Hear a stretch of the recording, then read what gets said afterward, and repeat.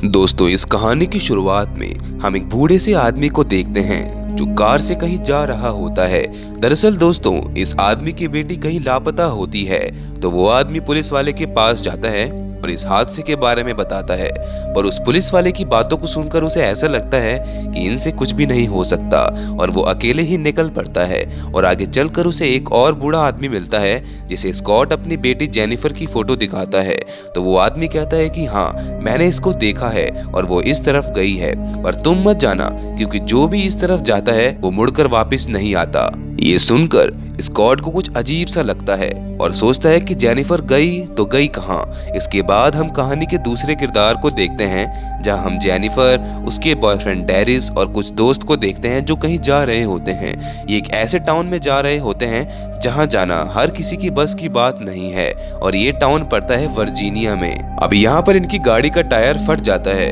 ये टायर फटा है, ये इसको फाड़ा गया है, हमें ये आगे चलकर पता चलेगा।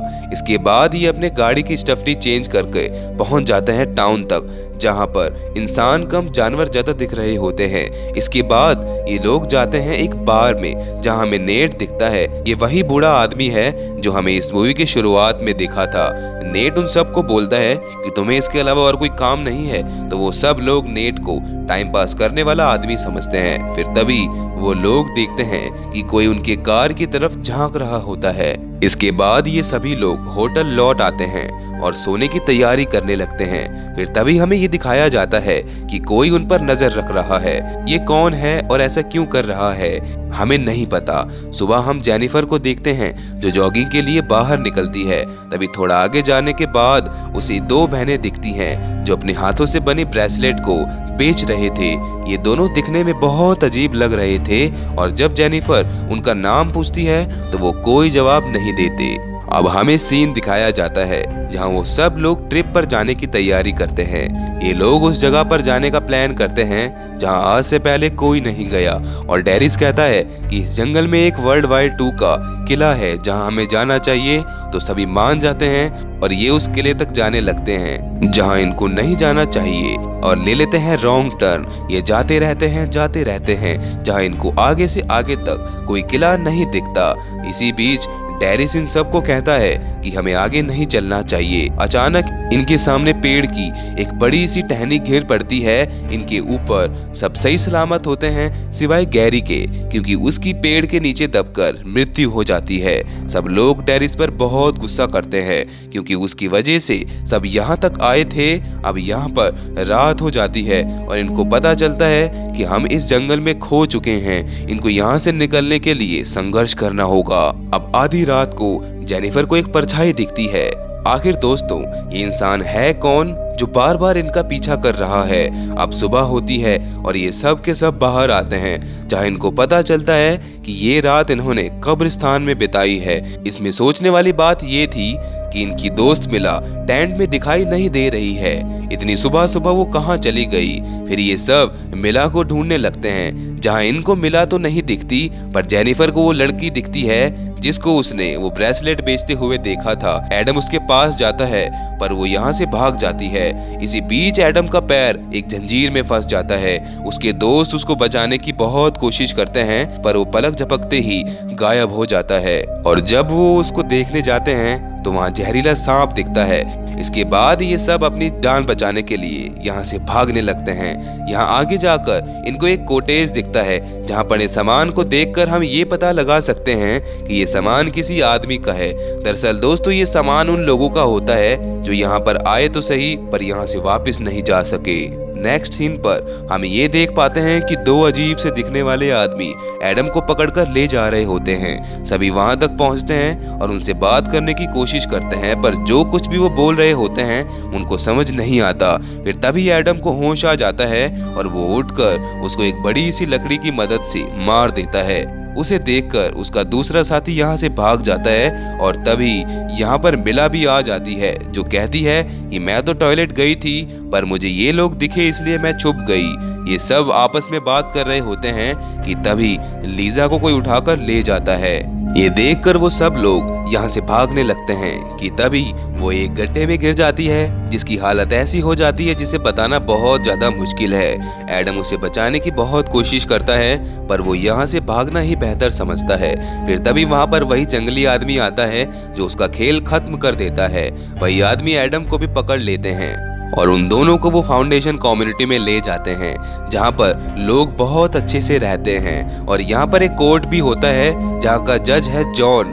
यहाँ पर एक आदमी आता है गवाही देने के लिए, जो कहता है कि इन लोगों को मैंने जंगल में देखा था, ये लोग अच्छे नहीं हैं। इसके बाद एक और आदमी आता है जिसके भाई को एडम ने मार दिया था।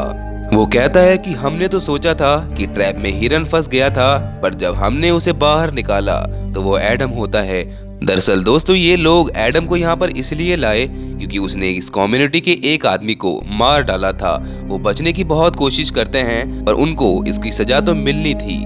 वो लोग फिर एडम के दोनों आंखों की पुतली को निकालकर उसको काल कोठरी में बंद कर देते हैं। दोस्तों, ये सजा इतनी छोटी नहीं होती।